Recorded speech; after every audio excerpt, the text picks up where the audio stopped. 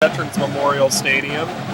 The friendly confines are the friendly confines for Mount Si, apparently, but 45-3. We're going to get back to this game in just a minute. We got a couple plugs here to make. Our excellent camera person Leslie McLean wants to give a plug for the Glacier Peak Drama's got 13 Past Midnight going. It's a murder mystery comedy. We got a show tonight, 2 shows on Saturday.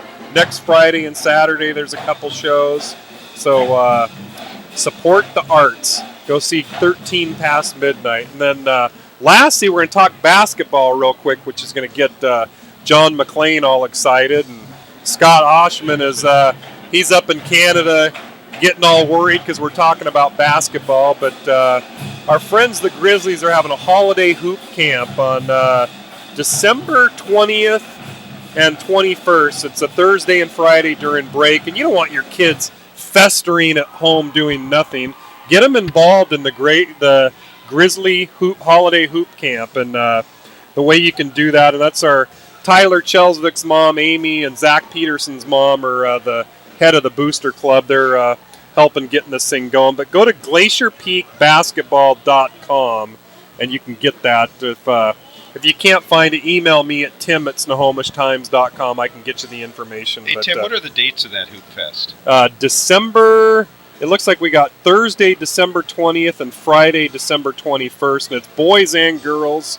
So get your kids out of bed. Get them doing something. You know, I can tell you, speaking from experience, my daughter has done this in the past. It's a great experience for the kids. A lot of good fundamentals taught. And you know the kids like it, and half of sports is having fun.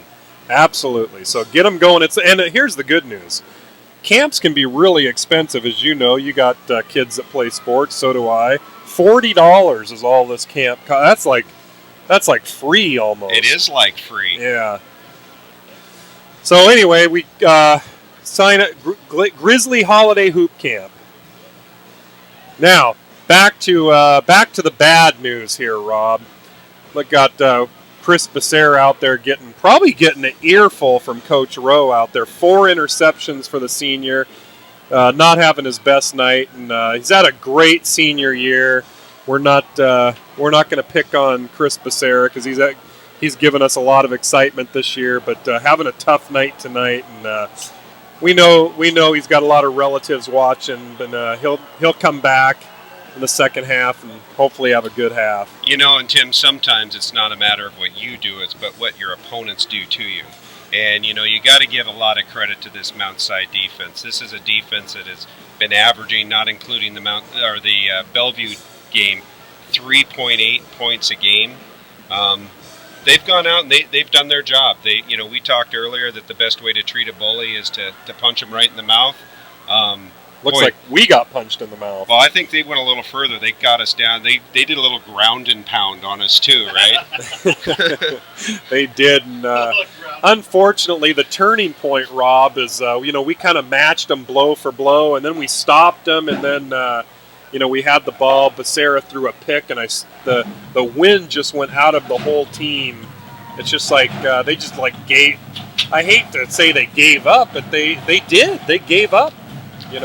Well, and hey, that's the key to sport, right? When you're competing, the key is to make your opponent give up. Sometimes that means the clock winds off. Sometimes that means you just absolutely take it to them. And I think, as you say, GP is shell shocked. I don't think they thought this was anything close to what they would experience in the first half of this game against Mount Si. And we saw this again. We saw this at Bothell, where Glacier Peak kind of got hit in the nose early, and they were just kind of deflated. But let's see how they respond in the second half. There's a couple bad news things here. One, unfortunately, Glacier Peak's got to kick the ball off. Mount Si should just cut them a break and give the ball to Glacier Peak. Or did we kick off? No, that's right. We kicked off. I think we're getting the ball in the second half. Well, the way the first half ended, that may not necessarily be a good thing. Good point. And the other bad news is the clock. It's going to be a running clock right now.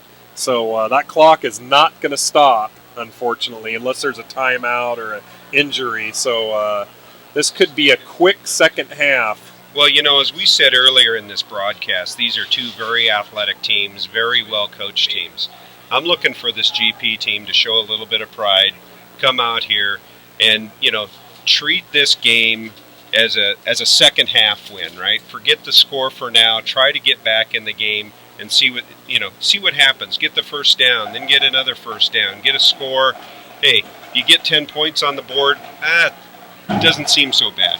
Yeah, absolutely. And you got to remember, there's a lot of seniors out here that probably playing their last competitive football game of their whole life. And I think a shout out to all the seniors is worthwhile here. This game of football or any sport is very difficult. You look at the sacrifice that these young men make on both teams, right?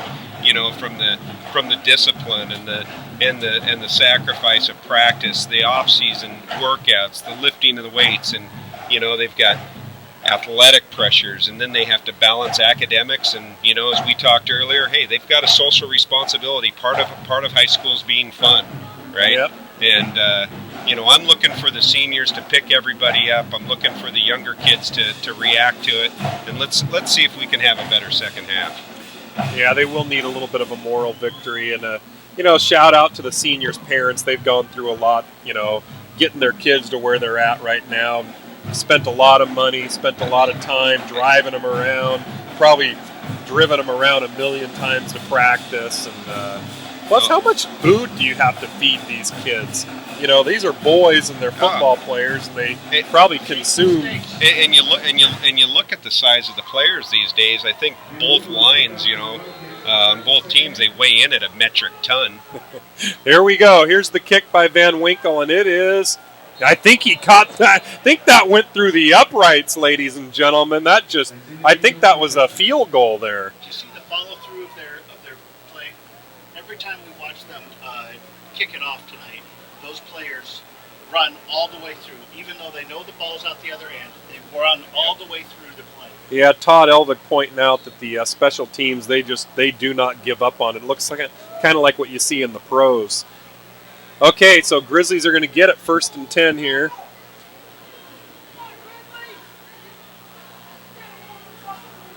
Becerra back to pass, and he completes it to Austin Hines. Really for about a loss. I think that's going to go down as a loss there.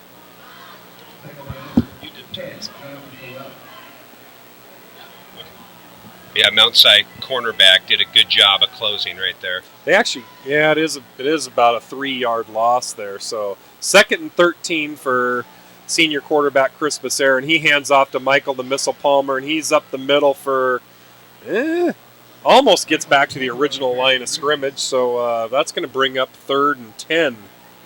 Maybe 3rd and 11, I think they're going to call that. What's sticking out to me in this game, Tim, is the line work, both on the offense and the defensive line of the Mount Si team. Yeah, they're a big crew there. Very well coached. Yeah, and Mount Si, the coach even said that he has a better team now than he did 2 years ago when they came in and beat Glacier Peak and upset them. 3rd and 11 for the Grizzlies. Oh, almost picked off. Oh, and that was intended for Josh May, but it was in the hands of the receiver, and that was almost another interception. So, but 3 and out they lose a yard on the whole thing. Here's what I don't see Becerra doing. I don't see him going through his reads. He's not going through the reads 1, 2, 3. He's keying in on one receiver. Yes, I agree. And here's the punt by Spencer Pettit, and that's a little better of a punt. It's going to take a and he actually fields that right in front of a few Grizzlies, right at the mid-stripe. So, about a 30-yard net punt there. I'm not sure who it was on the GP side, but I like the fact that they were going for the strip there. That was Austin Jacobson, and he's had a great year. Austin Jacobson has. Tim, notice the field position. Yep, they're like you said. We've been basically letting them start on our side of the field every single possession. They are absolutely running downhill on us. Okay, so 9:38 left in the third quarter. Nick Mitchell back hands off to I think that's Keenan McVean there for about a 5-6 yard gain there. Sean Elledge, the wrestler, big senior on the tackle, as he's in on most tackles. It's going to bring up 2nd and 5 for Mount Si at about the 44 yard line, 43 yard line.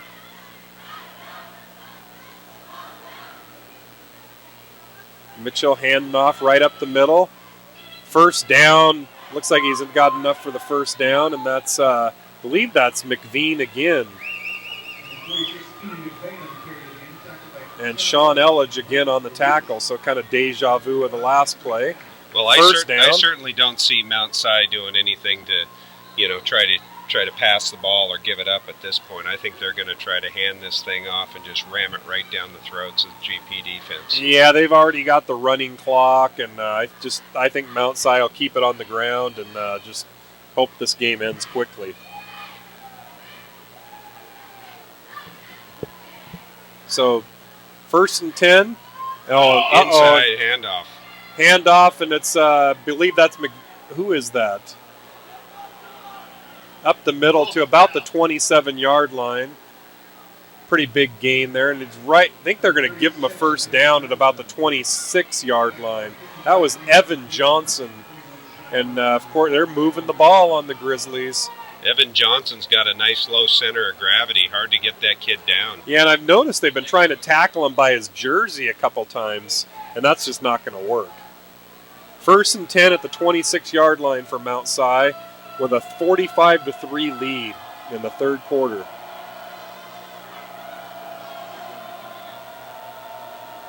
Mitchell under center, hands the ball off again, and he's open into the secondary, and he might be all the way down. Oh, he's all the way down to about the 2 yard line.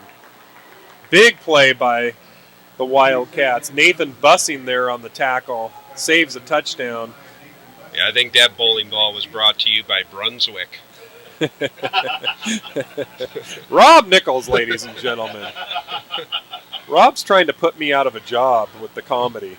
Well, I have done a little ghostwriting in the past. Rob's trying to take claim for all my jokes on the air. Hey, I'll admit, I'm here for the Mongos. Okay, so 1st and 2 on the 2 yard line for Mount Si. Hands off up the middle, and is he going to... I think they're going to give him that. They're saying... Yep, big push. Touchdown, Mount Si. See who that was on the play there. Well, we had one referee signal touchdown and one go in to spot it. That's interesting because one of the refs did signal a touchdown, but they're saying it's going to be 2nd and 1 on the 1, so it's almost a formality at this point.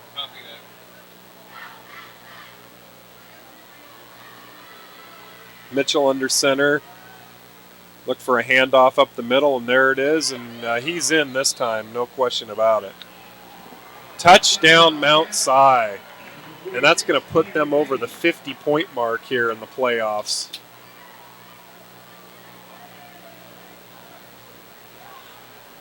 It's even quiet in the booth. Here's a stat. Let's find out when's the last time somebody scored 50 points on... Has anybody scored 50 points on Glacier Peak ever?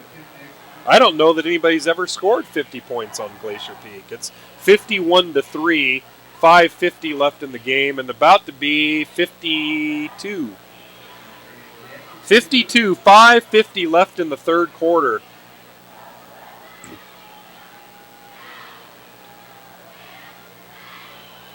Should be 52. I thought that was that point. Yeah, 52. They're saying 51 on the scoreboard. Say, what was that?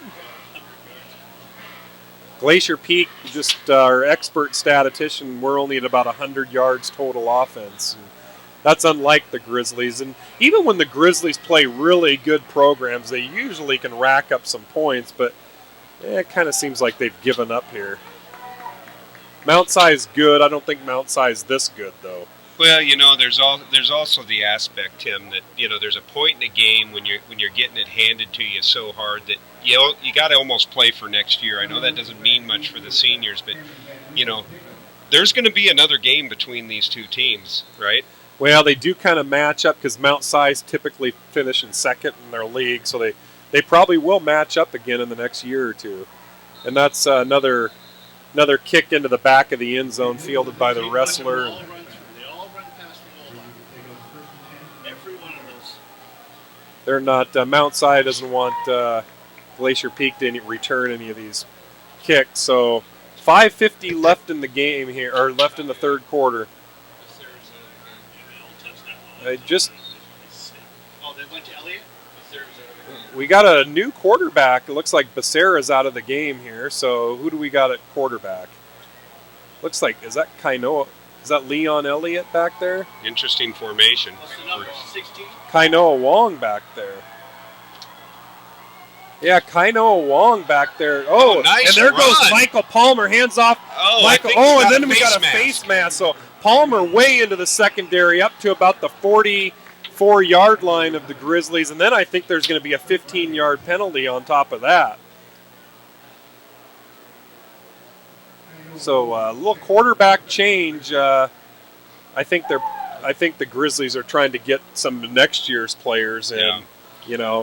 I think this is the first flag that hasn't gone against Glacier Peak for quite a while. And I think they only gave it a 5. It looks like that was only a 5-yard variety, but different offense, different formation we're looking at here for the Grizzlies. So Kainoa Wong, he hands off to Michael Palmer, and there goes Palmer down the sideline, 30, 25, and he's tackled, big touchdown saving tackle at about the 22-yard line. That's Hunter Wahlberg, and he is a varsity player, no doubt, for that's a nice open Mount field Si. tackle by the safety, and that's what you want. When the safeties are making tackles, that means you're getting the ball downfield. And I'm just wondering if Mount Si's got some of their second and third stringers. And I know Hunter Wahlberg is not a second stringer. And there goes hands off to Kainoa Wong for about I think maybe a 1-yard gain if they give him a favorable snap. I'd like to see Glacier Peak recognize when Mount Si has 11 guys within 5 yards of the line of scrimmage and audible out of those runs and maybe do a play-action pass. Yeah, let's see if they do that. And Kainoa Wong, interesting that they put him in at quarterback. I didn't know he was. I didn't even know he was one of their backup quarterbacks. Thought Leon Elliott might come in. Yeah, I think they're just fixing it up. We got somebody limping. Kainoa Wong, a junior? Yes, Kainoa Wong is a junior. So it's they're calling it 3rd and 8 there for the Grizzlies.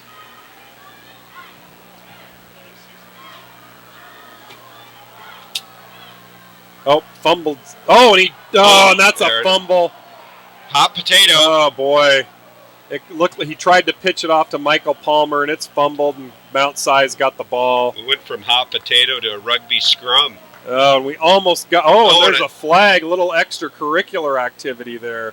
I think that's going to be a personal foul on somebody. I didn't see who it was. You sure on somebody? Well...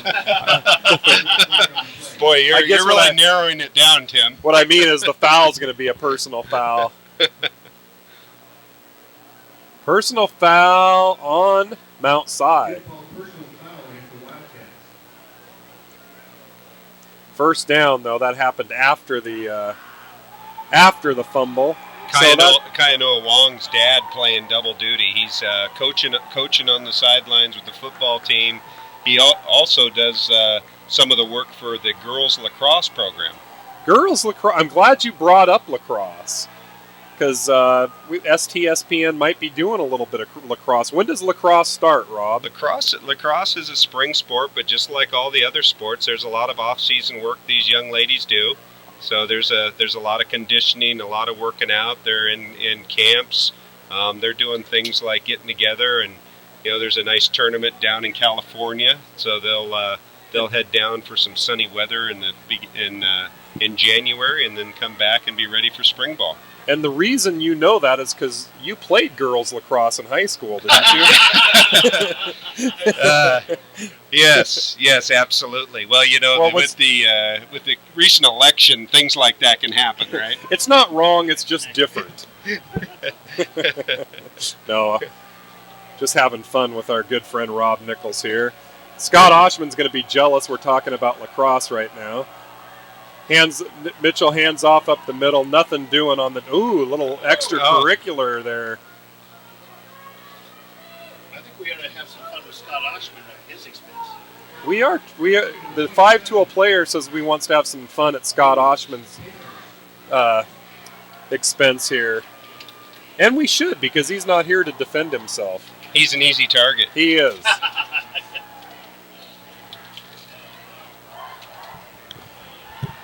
Okay, 2nd and 11 for Mount Si. Hands off up the middle. Another good stop. See that offensive line. Look at where that push was. Right up the middle. Only gets about 2 or 3 yards, so good play by the Grizzlies. Mount Si does get some help on their line with former professional football player Kevin Gogan. Yes, Kevin Gogan, and he was kind of known as a dirty player in the NFL. I'm sure he already knows that, so we're not bringing up anything he doesn't know. Hands off up the middle, Mount Si, and that's 3rd and 7, and he's not going to get it. So Grizzlies are going to hold Mount Si for the first time in a long time. Notice that running clock. Bam. Third quarter's almost gone. Third quarter's over right now.